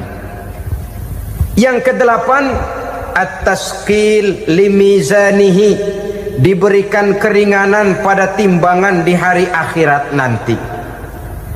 Bahwa setelah dibangkitkan dari kubur, setiap kita akan menghadapi perhitungan, akan ditimbang segala macam kebaikan dan segala macam kejahatan yang pernah kita lakukan di dalam kehidupan. Orang orang yang melaksanakan ibadah puasa sunnah at-tasqilu li mizanihi, diberikan keringanan timbangan hari akhiratnya nanti. Yang kesembilan, an-najah minal bala, diberikan keselamatan dari segala macam bencana. Dan yang ke-10, as-su'ud ala darajatihi, diberikan ketinggian, naik derajatnya, derajat di dunia, lebih-lebih lagi derajat di akhirat nanti. Ini keutamaan yang diberikan Allah Subhanahu wa ta'ala kepada mereka yang melaksanakan ibadah puasa 10 hari di bulan Zulhijjah menurut penjelasan sebagian dari para ulama kita. Jadi setelah puasa Muharram ada lagi puasa Zulhijjah. Kemudian puasa sunnah yang ketiga, puasa sunnah pada hari Senin dan hari Kamis. Apa sumber hukumnya? Diriwayatkan oleh Imam Muslim dari Abi Qatadah, Rasulullah sallallahu alaihi wasallam ditanya tentang puasa pada hari Senin. Kenapa Rasul melakukan itu? Beliau menjawab, zalika yaumu wulidtu fihi wa yaumu bu'istu au unzila alayya fihi. Hari Senin itu adalah hari di mana aku dilahirkan dan hari di mana aku dibangkitkan. Wahyu pertama turun kepadaku pun pada hari itu. Maka sunnah melaksanakan puasa pada hari itu. Adapun hari Kamis, ada hadis yang diriwayatkan oleh Imam Turmuzi dari Abi Hurairah, Nabi bersabda, tu'radul a'malu yaumul isnaini wal khamisi fa uhibbu ay yu'radu amali wa ana sha'im. Disetor amal setiap manusia pada hari Senin dan pada hari Kamis. Maka aku ingin, kata Nabi, agar pada saat amalku disetor itu aku sedang puasa. Jadi malaikat itu menurut riwayat ini mencatat dan menyetorkan catatan amalan seseorang pada hari Senin, hari Kamis. Tiap hari Senin amalan kita disetor oleh malaikat. Catatan terakhir tentu yang sedang kita kerjakan, sehingga yang masuk daftar, saya tinggalkan orang ini, dia sedang puasa, karena naik catatan amalnya pada hari Senin. Kamis diangkat lagi, catatan paling akhir, saya tinggalkan orang ini, dia sedang puasa. Itu makna fa uhibbu ayyurada amali wa ana shaim. Aku senang kalau pada saat amalku disetor, catatan paling akhir aku lagi puasa. Satu keistimewaan. Alangkah celaka tiap amalan disetor kita sedang berbuat jahat. Senin, Kamis, teler, mabok, judi. Tiap amalan disetor, catatan akhirnya saya tinggalkan si fulan lagi teler. Laporan Senin. Kamis laporan lagi, saya tinggalkan si fulan lagi mirit kartu. Saudara hadirin yang saya muliakan, alangkah jeleknya catatan kita. Oleh karena itu sunnah puasa pada hari Senin dan hari Kamis. Ini amalan sunnah, saudara-saudara. Dan oleh karena ini amalan sunnah, sebagian ulama memberikan penjelasan, walaupun lupa niat, kalau sudah malam itu lupa niat, boleh niatnya sudah siang puasa sunnah ini, dengan catatan dari pagi belum makan apa-apa. Malam saudara lupa, tahu-tahu ingat ini hari Senin, ini hari Senin, dah jam 10, niatlah jam 10 itu, sah puasanya asal dari pagi belum makan apa-apa. Tapi kalau sudah dapat 2 piring baru niat jam 10, itu lain, ngojek namanya.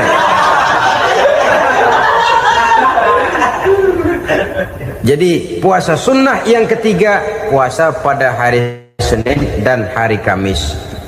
Yang keempat, puasa jenis sunnah yang keempat, puasa 6 hari di bulan Syawal. Diriwayatkan oleh Imam Muslim dari Abi Ayyub bahwa Nabi bersabda, man shoma ramadhana summa atba'ahu sittan min Syawal kana kasyamid dahri. barang siapa yang berpuasa di bulan Ramadan kemudian diikutinya dengan 6 hari di bulan Syawal, maka dia seolah-olah seperti orang yang berpuasa 1 abad lamanya. Allahu Akbar. Demikian besar keuntungannya. 6 hari di bulan Syawal sama dengan orang yang berpuasa 1 abad lamanya. Ini fadailul a'mal, saudara-saudara. Jangan diartikan karena menang sudah puasa 6 hari bulan Syawal, Ramadan tahun depannya lantas nggak puasa. Kenapa? Ukurannya sudah 1 abad. Bukan itu pengertiannya. Ini mendorong orang memberikan ganjaran pahala yang sedemikian besar. 6 hari setelah Ramadan, artinya di bulan Syawal. Tidak pada hari pertama Syawal karena haram hukumnya berpuasa pada hari fitri itu. 6 hari di bulan Syawal. Tinggal lihat yang mampunya saja. Boleh berurutan, boleh tidak berselang-seling, boleh, asal saja jumlahnya 6 hari selama masih bulan Syawal itu. Hari ini 3 hari lagi, 4 hari lagi, diselang-seling atau berurutan, itu juga lebih baik. Puasa sunnah 6 hari daripada bulan Syawal. Kemudian yang kelima, puasa sunnah 3 hari pada setiap bulan. 3 hari pada setiap bulan. Diriwayatkan oleh Imam Bukhari dan Muslim dari Abi Hurairah. Abi Hurairah bercerita, "Ausani khalili sallallahu alaihi wasallam bisalasin." Kekasih saya Rasulullah berwasiat kepada saya, memesankan benar-benar kepada saya untuk melaksanakan 3 amalan yang terpuji. Pertama, siyamu salasati ayyamin min kulli syahrin. Puasa 3 hari dalam setiap bulan. Ini wasiat yang pertama. 3 hari pada setiap bulan. Tidak peduli bulan apa saja. Dalam artian ya bulan menurut perhitungan Islam ya. Muharram, Safar, Rabiul Awal, Rabiul Tsani, Jumadal Ula, Jumadil Akhir, Rajab, Sya'ban, Ramadan, Syawal, Zulqa'dah, Zulhijjah dan selanjutnya. 3 hari pada setiap bulan. Tanggalnya tanggal berapa saja. Lebih utama pada yang disebut Yaumul Bid, yaitu hari-hari di mana bulan menunjukkan purnama.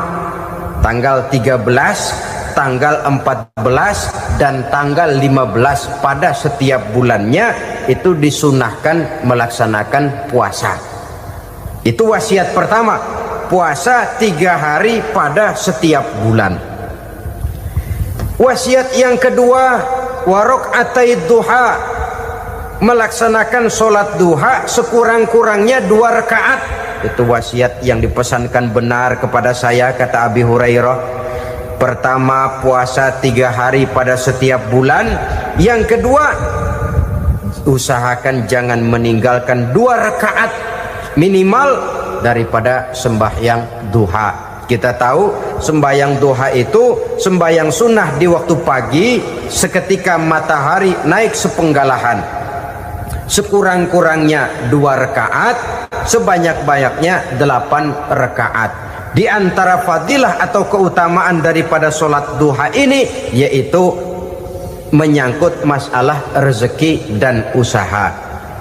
Kemudian wasiat yang ketiga, wa an utira qabla an anama.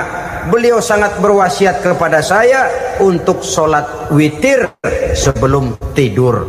Artinya sholat malam sebagai amalan sunnah di dalam kehidupan kita. Jadi saudara-saudara, dalam hidup ini kita akan selalu berbentur dengan keperluan. Kalau pada satu saat kita sudah sampai kepada tahap berpikir ini keperluan saya, tentu hal-hal semacam ini akan kita kerjakan. Kita belum tergerak melaksanakan ini semua oleh karena barangkali kita merasa belum memerlukannya. Karena itu marilah kita berusaha di samping melaksanakan puasa yang wajib juga melaksanakan puasa yang sunnah di dalam kehidupan kita. Ini jenis puasa-puasa yang sunnah. Kemudian yang kedua, ada macam puasa yang disebut puasa nazar. Hukum pelaksanaannya wajib apabila nazarnya sudah terwujud. Puasa nazar, puasa yang dikaitkan dengan suatu persoalan. Umpamanya, kalau saya lulus ujian, saya akan puasa 1 minggu lamanya. Begitu ujiannya ternyata lulus, dia wajib bayar nazarnya. Puasa 7 hari, tidak lagi sunnah tapi wajib karena dia nazarkan. Asal saja tidak sah nazar kepada yang makruh, apalagi kepada yang haram. Umpamanya nazar, kalau tembus 6 nomor mau puasa 3 hari. Itu nazar semacam itu bukan saja tidak sah tapi haram hukumnya. Tidak boleh nazar kepada yang makruh apalagi kepada yang haram. Jadi apabila maksud yang sudah kita niatkan tercapai, wajiblah nazar itu dibayar, yaitu kalau nazarnya sunnah melaksanakan ibadah puasa. Al-Quran menjelaskan, pertama, may yattaqillaha yaj'al lahu makhraja. Barang siapa yang bertakwa kepada Allah Subhanahu wa taala, maka dia akan diberikan makhraja. Makhraja itu jalan keluar dari segala macam kesulitan. Jalan keluarnya ada saja. Menurut ukuran kemampuan dia tidak mungkin, mustahil, tidak bisa, mana mungkin. Tapi pada waktunya ada saja jalan keluarnya.